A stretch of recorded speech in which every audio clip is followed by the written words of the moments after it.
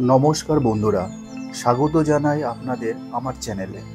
বন্ধুরা, আজ শুরু হচ্ছে মিরিক ভ্রমণের দ্বিতীয় ও অন্তিম পর্ব।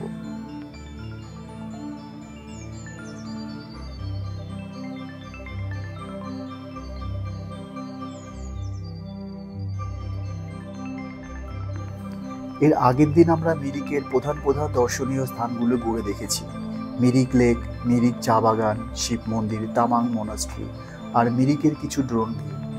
যারা সেই ভিডিও এখনও দেখেননি তারা একবার গিয়ে দেখে নিন। আর যারা এখনও চ্যানেলটি সাবস্ক্রাইব করেননি এখনই করে নিন এবং বেল আইকনটি প্রেস করে দিন, যাতে পরবর্তী অভিযানে আমার সঙ্গে আপনি যুক্ত থাকতে পারেন। আজ আমরা চলেছি মিরিকের এক অন্যতম মহৎ স্থানে, বোকার মঠ বা বোকার মনেস্ট্রি, যা মিরিকের সর্ববৃহৎ এবং পশ্চিমবঙ্গের দ্বিতীয় বৃহত্তম বৌদ্ধ মঠ হিসেবে পরিচিত। আর এটি অবস্থিত মিরিকের সর্বোচ্চ উচ্চতায়। এ যেন পাহাড়ের উপর মেঘ দিয়ে ঘেরা শান্ত ধ্যানমগ্ন একটা বৌদ্ধ মঠ। সেখানকার নিস্তব্ধ পরিবেশ, প্রার্থনার ধ্বনি আর প্রাকৃতিক সৌন্দর্য সব মিলিয়ে মনকে এক অন্য জগতে পৌঁছে দেয়। এই বোকার মনেস্ট্রি মিরিক লেক থেকে প্রায় 2 কিলোমিটার দূরে অবস্থান করেছে, যেখানে আসতে গেলে আপনাদের পায়ে হেঁটে সময় লাগবে 15 থেকে 20 মিনিট। উচ্চতম এই মনেস্ট্রি থেকে গোটা মিরিক শহরের ভিউ দেখা যায় এবং দূরের পাহাড় বা দার্জিলিংয়ের পাহাড়ের ভিউ এখান থেকেই দেখা যায়। যদি আকাশ পরিষ্কার থাকে তখন এই স্থান থেকেই কাঞ্চনজঙ্ঘা ভিউ দেখতে পাবেন।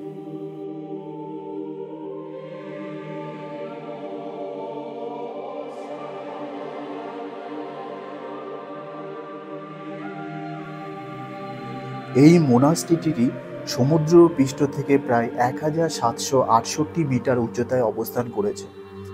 বোকার মঠটি প্রতিষ্ঠিত হয় তিব্বতী বৌদ্ধ ধ্যান ও চর্চার ভিত্তিতে।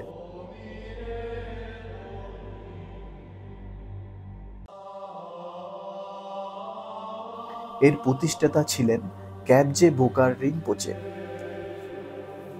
1984 সালে শুরু হয় একটি ছোট ধ্যান কেন্দ্র হিসেবে, পরে একটি পূর্ণাঙ্গ মঠে রূপ নেয়। এখানে ছোট ও বড় মিলে মোট 2টি মোনাস্ট্রি রয়েছে, সাথে একটি কলেজও রয়েছে।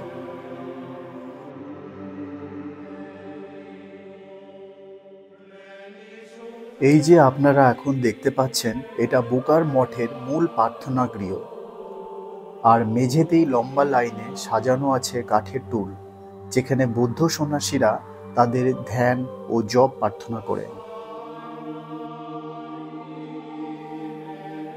আর ভেতরে ঢুকলেই শান্ত ধূপের গন্ধ আর সোনালী বুদ্ধের মূর্তি যেন মনকে স্থির করে দেয়।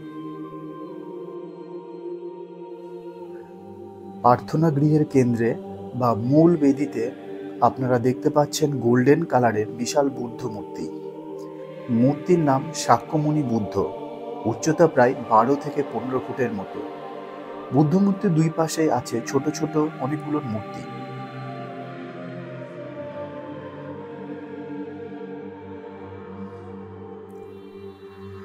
এক পাশে রাখা আছে গুরু পদ্মসম্ভবের মূর্তি, অন্য পাশে বিনতারা।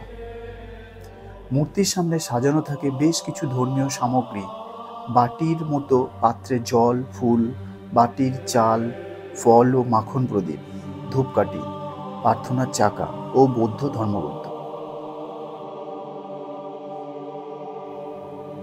ভেতরে ঢুকলেই শান্ত ধূপের গন্ধ আর সোনালী বুদ্ধের মূর্তি যেন মনকে স্থির করে দেয়। কক্ষেই সাজানো আছে অর্পণের জল, মাখনের প্রদীপ আর ফুল। প্রার্থনা কক্ষে প্রবেশ করেই প্রথমেই চোখে পড়বে রঙে বেরঙের বিভিন্ন চিত্রপট ও বিভিন্ন দেবতাদের মূর্তি।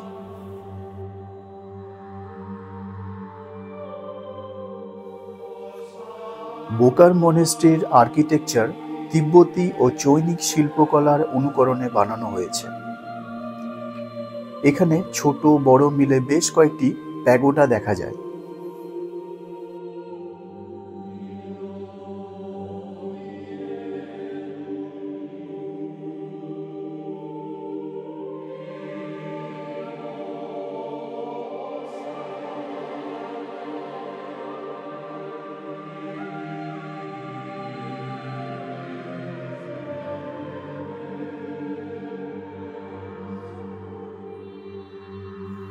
বিভিন্ন উৎস বলছে এখানে প্রায় 500 জন সন্ন্যাসী আবাস করেন ও ধর্মচরণ ও শিক্ষায় নিয়োজিত থাকেন।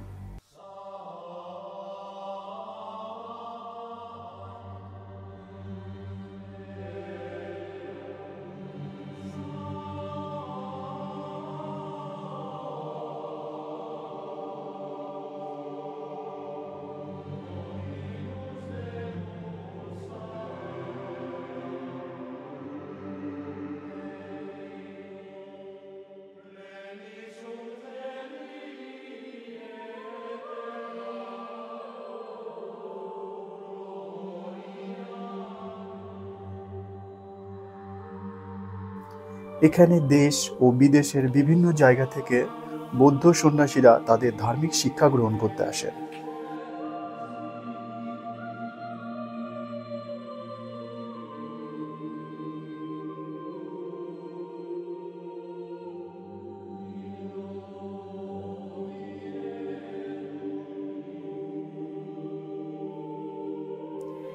বেশ কয়েকজন সন্ন্যাসীর সঙ্গে আমি কথা বলে যা বুঝতে পারলাম, তারা অনেকেই নেপাল, কেউ ভুটান থেকে এসেছেন।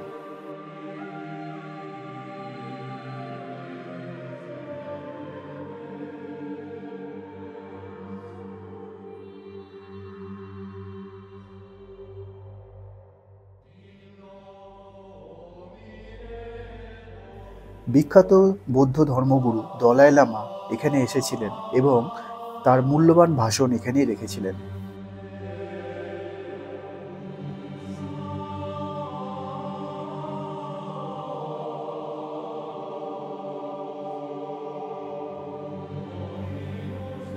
দিনের যে কোনো সময় আপনি এখানে আসতে পারেন, তার জন্য কোনো এন্ট্রির মূল্য লাগে না।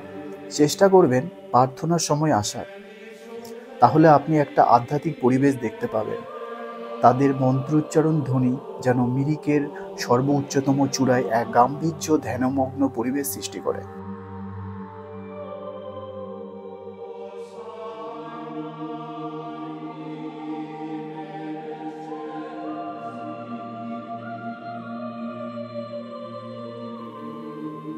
এছাড়া মঠটি শুধু পূজাস্থান নয়, এটি একটি পার্থিব ও আধ্যাত্মিক অভিজ্ঞতার মিলনস্থল, যেখানে দর্শক ধ্যান, শান্তি ও স্থিরতা অনুভব করতে পারবেন।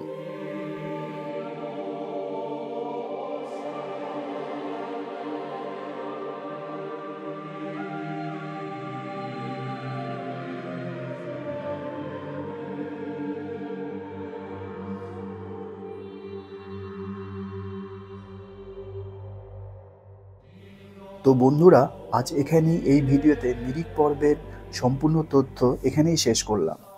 যদি মনে হয় কোনো ভালো জায়গা বা গুরুত্বপূর্ণ তথ্য বাদ পড়ে গেছে, তাহলে অবশ্যই কমেন্ট বক্সে জানাবেন। আপনাদের মতামত আমার কাছে খুবই মূল্যবান। আর সামনে আরও এমন ইনফরমেটিভ ভ্রমণ ভিডিও পেতে চাইলে চ্যানেলটিকে সাবস্ক্রাইব করে সঙ্গে থাকবেন, কারণ পরের ভিডিওতে থাকছে দারুণ কিছু নতুন জায়গা আর নতুন অভিজ্ঞতা। ততদিন পর্যন্ত পরিবারকে নিয়ে ভালো থাকবেন ও ভ্রমণ প্রেমী হয়ে থাকবেন।